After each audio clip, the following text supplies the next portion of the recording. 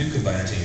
We got the Rally Bots with double clutch, and here we are with just a character who is basically just a rally team. You know, a bunch of cool cars that turn into this, you know, this cool combiner, and it's fun.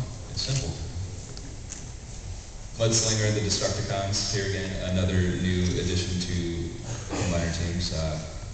We always figured that there's Constructicons, there's guys who, you know, evil guys who build things. There's got to be evil guys who destroy things. So why not, right? And here we have the Protectobots. This is you know, another familiar team for everyone here, but comprised of repaints and Crankcase and the Destrons. And this was a really fun team. Originally, the idea was to make them Stunticons, but as we were going through, we decided that it would be a better idea to pay homage to our Takara-Tomy partners and actually use what their term for Decepticons is. So this is in honor of Takara.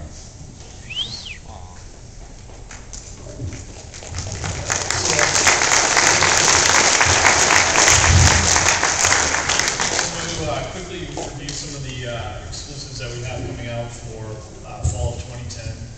The first is Constructicon Devastator. I think it was pretty much a no-brainer when we came out with the Legends Devastator and the movie accurate colors that we're going to pay homage to the G1 inspiration for Devastator.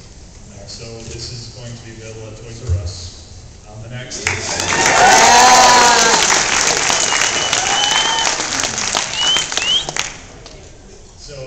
this is actually it's slightly different than the Takara-Tomy version that was released. What we did do is tool up a new crown for him, and also the paint scheme is a little bit different. And we're really excited about this guy.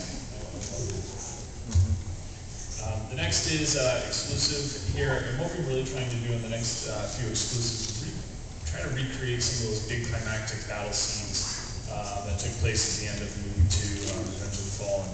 So this is Bumblebee versus Grinder. The next is Ball versus Joe.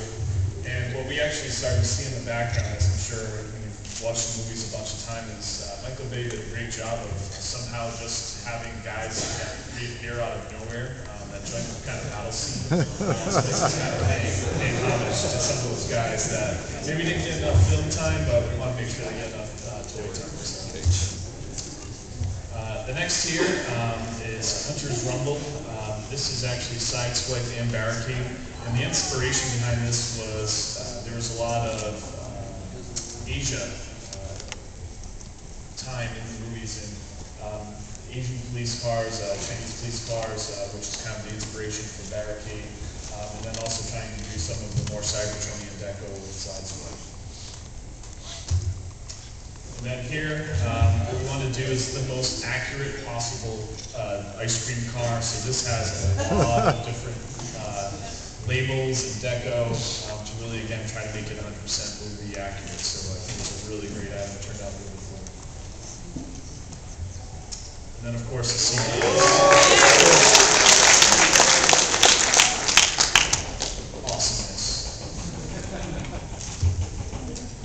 And then the last part, and I want to mention, is our Speed Stars line. We have the new Stealth Force line of product that will actually be coming out.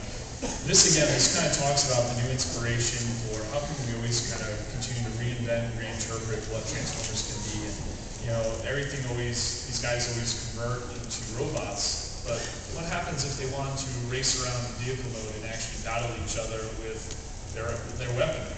And that's really kind of the inspiration for Stealth Force, that not only do they transform into robots, but they can also transform into these armored up vehicles. What you see here is the big item for the Stealth Force line. This is Optimus Prime. He's full electronics, so basically you press the button and it's automatic conversion with lights and sounds. Really great item, and I think really brings to life Optimus Prime in this new type of interpretation.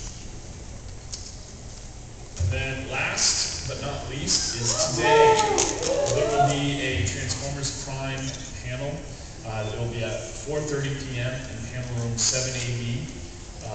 Definitely attend. There will be some sneak peeks and some great excitement generated about this stuff. So definitely put it on your list of things to attend.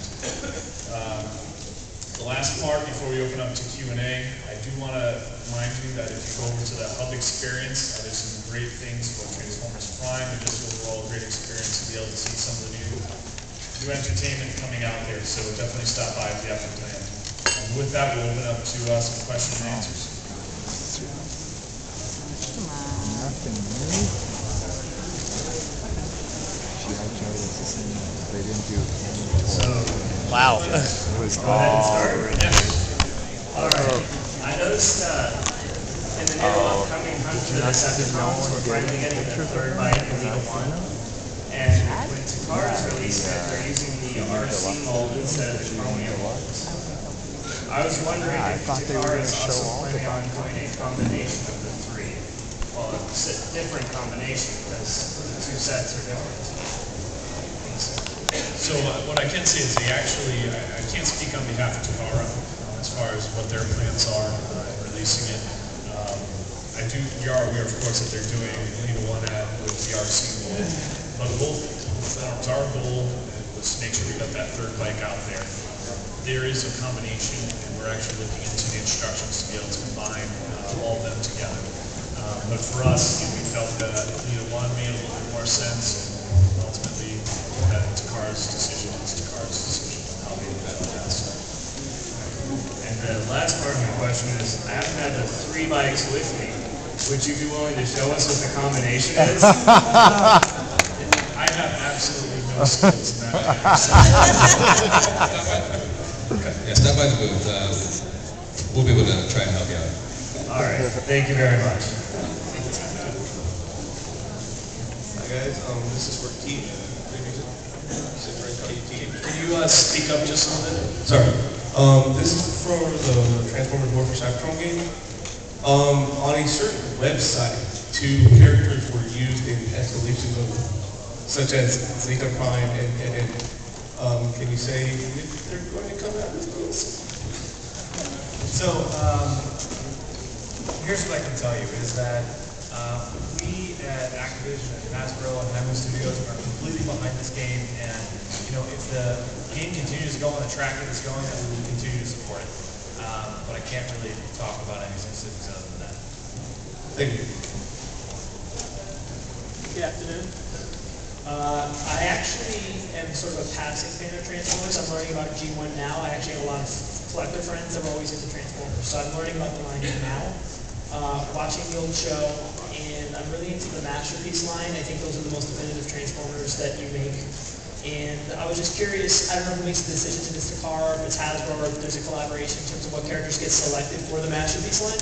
And I was just curious, just from the fan side of me, if you guys would delve, instead of the large characters, into smaller, like the mini-cons, like Bumblebee or Cliff Jumper, I don't know if it's multi-packs, or even a character that's never been made at all, like RC, for a Masterpiece.